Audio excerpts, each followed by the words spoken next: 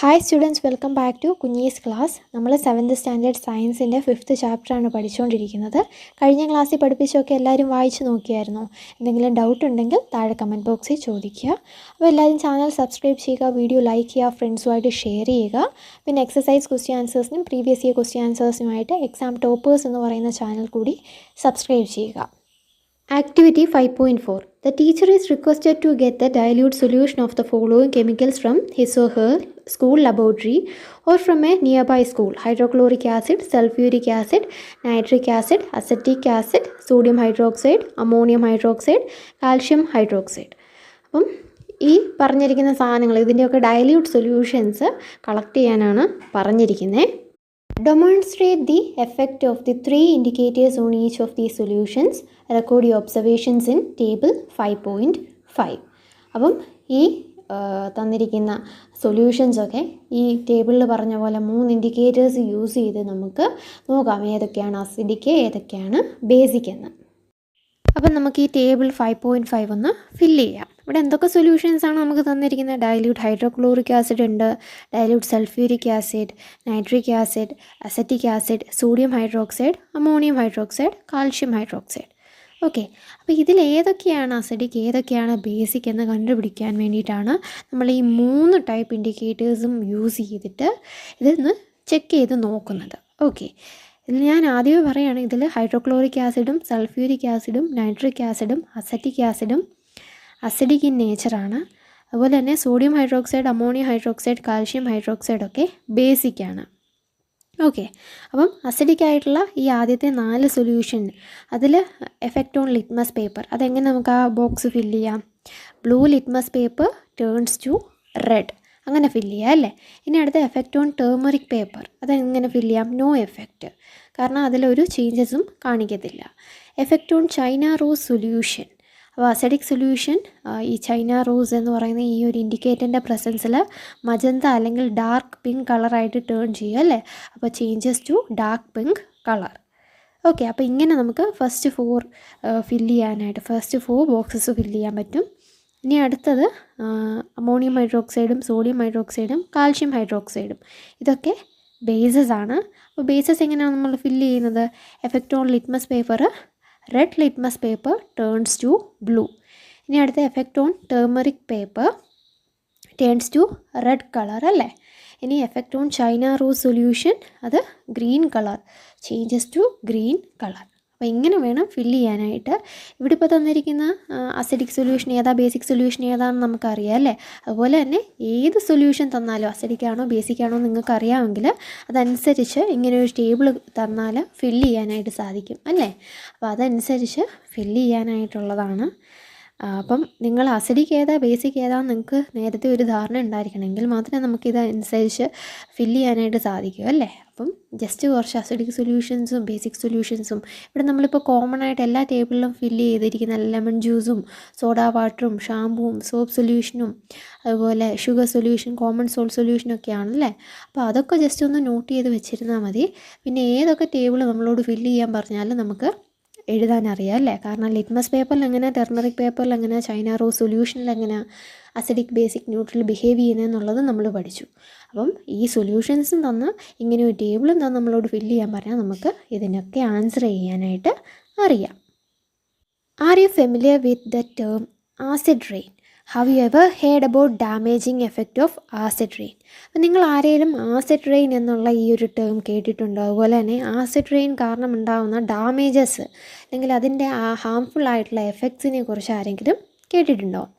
As the name indicates, the rain containing excess of acid is called an acid rain. അപ്പം ഒരുപാട് ആസിഡുള്ള അല്ലെങ്കിൽ acid content ഉള്ള ആ റെയിനെയാണ് നമ്മൾ ആസിഡ് റെയിൻ എന്ന് പറയുന്നത്. ഓക്കെ, അപ്പോൾ ആസിഡ് റെയിൻ എന്താണ്? The rain containing excess of acids is called an acid rain. Okay, അപ്പോൾ ഇതാണ് ആസിഡ് റെയിൻ്റെ definition. Where do these acids come from? അപ്പോൾ എങ്ങനെയാണ് ഈ റെയിനിലൊക്കെ ആസിഡ് വരുന്നത് അല്ലേ, നമുക്കത് നോക്കാം. The rain becomes acidic because carbon dioxide, sulphur dioxide and nitrogen dioxide dissolve in raindrops to form carbonic acid, sulphuric acid and nitric acid respectively. Okay, അപ്പോൾ ഈ കാർബൺ ഡൈ ഓക്സൈഡും സൾഫർ ഡയോക്സൈഡും നൈട്രജൻ ഡയോക്സൈഡും ഒക്കെ പോലെയുള്ള air pollutants. Okay, നമുക്കറിയാം car ഫ്യൂംസിൽ കൂടെ അല്ലെങ്കിൽ ഫാക്ടറീസിൽ നിന്നുള്ള സ്മോക്കിൽ കൂടെയൊക്കെ ഇങ്ങനത്തെ ധാരാളം ഗ്യാസസ് നമ്മുടെ അറ്റ്മോസ്ഫിയറിലേക്ക് ദിനം പ്രതി വന്നുകൊണ്ടിരിക്കുകയാണ് അല്ലേ. അപ്പം ഇങ്ങനത്തെ കാർബൺ ഡയോക്സൈഡ് ഒക്കെ ഇതിൻ്റെയൊക്കെ പ്രസൻസ് കാരണം എന്ത് സംഭവിക്കും, ഈ റെയിൻ ഡ്രോപ്സ് ആയിട്ട് ഇതൊക്കെ ചേർന്നിട്ട് അതിൻ്റേതായിട്ടുള്ള അസിഡിക് ഫോമിലേക്ക് മാറും. അതായത് ഇപ്പോൾ കാർബൺ ഡയോക്സൈഡ് റെയിൻ ഡ്രോപ്പിൽ ഡിസോൾവ് ആയി കഴിഞ്ഞാൽ കാർബോണിക് ആസിഡായിട്ട് മാറും. അതുപോലെ സൾഫർ ഡയോക്സൈഡ് റെയിൻ ഡ്രോപ്പിൽ ഡിസോൾവ് ആയിട്ട് സൾഫ്യൂരിക് ആസിഡായി മാറും. നൈട്രജൻ ഡയോക്സൈഡ് നൈട്രിക് ആസിഡായിട്ട് മാറും. അപ്പോൾ ഇങ്ങനെയാണ് റെയിനിൽ ഈ ആസിഡൊക്കെ വരുന്നത്. Acid rain can cause damage to buildings, historical monuments, plants and animals. ഈ ആസിഡ് റെയിൻ കാരണം ധാരാളം ഡാമേജസ് ഒക്കെ സംഭവിക്കാറുണ്ട്. ബിൽഡിങ്സിനും മോണ്യുമെൻറ്റ്സിനും പ്ലാന്റ്സിനും ആനിമൽസിനും ഒക്കെ സംഭവിക്കാറുണ്ട്. ഓക്കെ, അപ്പം നമ്മൾ ആസിഡ് റെയിൻ എന്താണെന്ന് പഠിച്ചു. അതുപോലെ തന്നെ എങ്ങനെയാണ് ഈ ആസിഡ് റെയിൻ ഉണ്ടാവുന്നതെന്ന് പഠിച്ചു. ആസിഡ് റെയിൻ്റെ ഹാംഫുൾ എഫക്റ്റ് എന്താണെന്നും പഠിച്ചു അല്ലേ. അപ്പം ഈ ബോക്സ് വളരെ ഇമ്പോർട്ടൻ്റ് ആണ്, മാർക്ക് ചെയ്ത് വെച്ച് പഠിച്ചു. Neutralisation. We have learned that acids turn blue litmus red and bases turn red litmus blue. Let us see what happens when an acid is mixed with a base. അപ്പോൾ നമ്മൾ ഇത്രയും നേരം litmus പേപ്പറിലുള്ള ആസിഡിൻ്റെ ബേസിൻ്റെ effect ഒക്കെ discuss ചെയ്തായിരുന്നു അല്ലേ. അതായത് acid blue ലിറ്റ്മസിനെ റെഡാക്കി change ചെയ്യും, അതുപോലെ തന്നെ ബേസസ് റെഡ് ലിറ്റ്മസിനെ ബ്ലൂ ആക്കി ചേഞ്ച് ചെയ്യും അല്ലേ. ഇനി നമ്മൾ ഒരു ആസിഡും ബേസും കൂടെ മിക്സ് ചെയ്യുമ്പം എന്താണ് സംഭവിക്കുന്നത് എന്നുള്ളതാണ് നോക്കാൻ പോകുന്നത്. We are going to use an indicator you have not used so far. It is called phenolphthalein. അപ്പം നമ്മൾ ഇനി യൂസ് ചെയ്യാൻ പോകുന്ന ഇൻഡിക്കേറ്റർ എന്ന് പറയുന്നത് ഫിനോഫ്തലിനാണ്. നമ്മൾ ഇത്രയും നേരം യൂസ് ചെയ്തത് ലിറ്റ്മസും ടെർമറിക്കും ചൈന റോസും ഒക്കെ ആയിരുന്നു അല്ലേ. അപ്പോൾ ഇനി നമുക്കൊരു പുതിയ ഇൻഡിക്കേറ്റർ, ഫിനോഫ്തലിൻ എന്ന് പറയുന്ന പുതിയൊരു ഇൻഡിക്കേറ്റർ യൂസ് ചെയ്ത് നോക്കാം. Activity 5.5.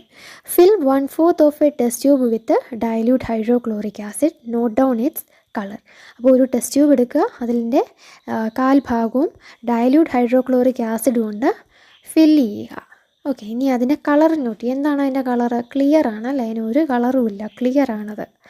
Note down the colour of phenolphthalein solution also. Add 2-3 drops of the indicator to the acid.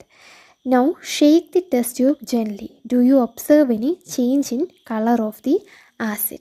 അപ്പോൾ ഇനി നമ്മൾ 2-3 തുള്ളി ഫിനോഫ്തലിൻ സൊല്യൂഷൻ അതിൽ ആഡ് ചെയ്ത് കൊടുക്കുക. ഫിനോഫ്തലിൻ ഒരു ഡാർക്ക് പിങ്ക് കളറാണ്. ഓക്കെ, അപ്പോൾ അത് ആഡ് ചെയ്ത് കൊടുക്കുക. അതിനുശേഷം ഇതൊന്ന് ഷേക്ക് ചെയ്യുക, ടെസ്റ്റ് ട്യൂബ് ഒന്ന് ഷേക്ക് ചെയ്യുക. ഇനി അതിലെന്തെങ്കിലും കളർ ചേഞ്ച് നിങ്ങൾക്ക് കാണാനായിട്ട് സാധിക്കുന്നുവെന്ന് നോക്കുക. Add to the acidic solution a drop of sodium hydroxide solution by a dropper. ഇനി നമ്മൾ ഈ ആസിഡ് സൊല്യൂഷനിലേക്ക് സോഡിയം ഹൈഡ്രോക്സൈഡ് സൊല്യൂഷൻ ആഡ് ചെയ്ത് കൊടുക്കുക. അപ്പം ഈ ഹൈഡ്രോക്ലോറിക് ആസിഡ് എന്ന് പറയുന്ന ഒരു ആസിഡായിരുന്നു, സോഡിയം ഹൈഡ്രോക്സൈഡ് ഒരു ബേസ് ആണല്ലേ. അപ്പോൾ ഇതിനി ആഡ് ചെയ്ത് കൊടുക്കുക. Stir the tube gently. Is there any change in the colour of the solution? Continue adding the sodium hydroxide solution drop by drop while stirring till the pink colour just appears. അപ്പോൾ നമ്മളിവിടെ ആദ്യം എന്താ ചെയ്യുന്നത്, hydrochloric ആസിഡിനകത്തേക്ക് 2-3 തുള്ളി നമ്മുടെ indicator ഫിനോഫ്തലിനാണ് add ചെയ്യുന്നത് അല്ലേ. Hydrochloric acid നമുക്കറിയാം അത് ക്ലിയർ സൊല്യൂഷനാണ്, അതിനൊരു കളറും ഇല്ല. ഫിനോഫ്തലിന് പിങ്ക് കളറാണുള്ളത്. അപ്പം ഈ ആസിഡിലേക്ക് ഫിനോഫ്തലിൻ ആഡ് ചെയ്ത് കഴിയുമ്പം എന്തായിരിക്കും ഇതിൻ്റെ റിസൾട്ടിങ് കളർ എന്ന് പറയുന്നത്? ഒരു കളർ ചേഞ്ചും ഇല്ല അല്ലേ, നോ കളർ ചേഞ്ചാണ്. ആസിഡിലേക്ക് ഫിനോഫ്തലിൻ എന്ന് പറയുന്ന ഇൻഡിക്കേറ്റർ ആഡ് ചെയ്താൽ കളർ ചേഞ്ച് ഒന്നും തന്നെ ഉണ്ടായിരിക്കത്തില്ല. ഇനി അടുത്തത് നമ്മൾ ഈ ആസിഡിക് സൊല്യൂഷൻ, അതായത് ഫിനോഫ്തലിൻ കൊണ്ട് ചെക്ക് ചെയ്ത് വെച്ചിരിക്കുന്ന ഈ ആസിഡിക് സൊല്യൂഷനിലേക്ക് സോഡിയം ഹൈഡ്രോക്സൈഡ് ആഡ് ചെയ്ത് കൊടുക്കുക. അത് എന്നിട്ട് സ്റ്റിർ ചെയ്യുക. അങ്ങനെ കുറേ നേരം ഇത് ആഡ് ചെയ്യണം. എന്തിനു വേണ്ടിയിട്ടാണ്? ഒരു പിങ്ക് കളറ് അപ്പിയർ ചെയ്യുന്നിടം വരെ. അപ്പം ഈ ഫിനോഫ്തലിൻ സൊല്യൂഷൻ ബേസിക് സൊല്യൂഷനുമായിട്ട് ടെസ്റ്റ് ചെയ്യുകയാണെങ്കിൽ ഒരു പിങ്ക് കളറായിരിക്കും വരിക. ഓക്കെ, അപ്പോൾ അസിഡിക്കിൽ നോ കളർ ചേഞ്ച് ആയിരിക്കും, ബേസിക്കിൽ പിങ്ക് കളറായിരിക്കും. Okay, now add 1 more drop of dilute hydrochloric acid. What do you observe? The solution again become colorless. ഇനി നമുക്ക് ഈ പിങ്ക് കളറിൽ ലഭിച്ചിരിക്കുന്ന ഈ സൊല്യൂഷനിലേക്ക് നമ്മൾ ഒരു ഡ്രോപ്പ് ഹൈഡ്രോക്ലോറിക് ആസിഡും കൂടെ ആഡ് ചെയ്ത് നോക്കുകയാണെങ്കിൽ നമുക്ക് വീണ്ടും ഈ സൊല്യൂഷൻ കളർലെസ് ആയിട്ട് കിട്ടും. Again add 1 drop of sodium hydroxide solution. Is there any change in color? The solution again becomes pink in color. അപ്പോൾ ഇനി നമുക്ക് ആദ്യം ഒരു കളർലെസ് ആയിട്ടുള്ള സൊല്യൂഷനാണ് ലഭിച്ചത്. ഈ ഹൈഡ്രോക്ലോറിക് ആസിഡും ഫിനോഫ്തലിനും കൂടെ ആഡ് ചെയ്തതിന് ശേഷം അത് കഴിഞ്ഞ് നമ്മൾ അതിലേക്ക് സോഡിയം ഹൈഡ്രോക്സൈഡ് ആഡ് ചെയ്ത് പിങ്ക് കളർ ലഭിച്ചു. വീണ്ടും നമ്മൾ ഇതിലേക്ക് 1 ഡ്രോപ്പ് ഹൈഡ്രോക്ലോറിക് ആസിഡ് ആഡ് ചെയ്തപ്പം നമുക്ക് വീണ്ടും കളർലെസ് സൊല്യൂഷൻ ലഭിച്ചു. ഇനി നമ്മൾ ഈ കളർലെസ് സൊല്യൂഷനിലേക്ക് സോഡിയം ഹൈഡ്രോക്സൈഡ് സൊല്യൂഷൻ ആഡ് ചെയ്ത് കൊടുത്തപ്പം എന്ത് സംഭവിച്ചു? വീണ്ടും പിങ്ക് കളർ ലഭിച്ചു. It is evident that when the solution is basic, phenolphthalein gives a pink color. On the other hand, when the solution is acidic, it remains colorless. അപ്പോൾ ഇതാണ് ഫിനോഫ്തലിനും ആസിഡും ബേസിക്കും ആയിട്ടുള്ള ആ ഒരു ടെസ്റ്റ് റിസൾട്ട് എന്ന് പറയുന്നത്. ഫിനോഫ്തലിൻ ബേസിക് സൊല്യൂഷൻ ആണെങ്കിൽ pink colour തരും, അസിഡിക് സൊല്യൂഷൻ ആണെങ്കിൽ കളർലെസ് ആയിട്ട് തന്നെ നിൽക്കും. ഓക്കെ, ഇന്നത്തെ ക്ലാസ് ഇവിടെ തീരുകയാണ്. ആർക്കെങ്കിലും എന്തെങ്കിലും ഡൗട്ട് ഉണ്ടെങ്കിൽ താഴെ കമൻറ്റ് ബോക്സിൽ ചോദിക്കാം. എല്ലാവരും ചാനൽ സബ്സ്ക്രൈബ് ചെയ്യുക, വീഡിയോ ലൈക്ക് ചെയ്യുക, ഫ്രണ്ട്സുമായിട്ട് ഷെയർ ചെയ്യുക. എക്സസൈസ് ക്വസ്റ്റ്യൻ ആൻസേഴ്സിനും പ്രീവിയസ് ഇയർ ക്വസ്റ്റ്യൻ ആൻസേഴ്സിനുമായിട്ട് എക്സാം ടോപ്പേഴ്സ് എന്ന് പറയുന്ന ചാനൽ കൂടി സബ്സ്ക്രൈബ് ചെയ്യുക. അവിടെ നിങ്ങൾക്ക് സയൻസിൻ്റെയും സോഷ്യൽ സയൻസിൻ്റെയും മാത്സിൻ്റെയും ഒക്കെ ക്ലാസ്സുകൾ അവൈലബിൾ ആണ്. അപ്പോൾ എല്ലാവരും ആ ചാനൽ കൂടി സബ്സ്ക്രൈബ് ചെയ്ത് വീഡിയോസൊക്കെ കാണുക. നിങ്ങൾക്ക് വളരെയധികം ഹെൽപ്ഫുൾ ആയിട്ടുള്ള എക്സാമിന് ചോദിക്കാൻ ചാൻസ് ഉള്ള ക്വസ്റ്റ്യൻസ് ആണ് അവിടെ ഡിസ്കസ് ചെയ്യുന്നത്. അപ്പോൾ എല്ലാവരും ആ വീഡിയോസ് കാണുക.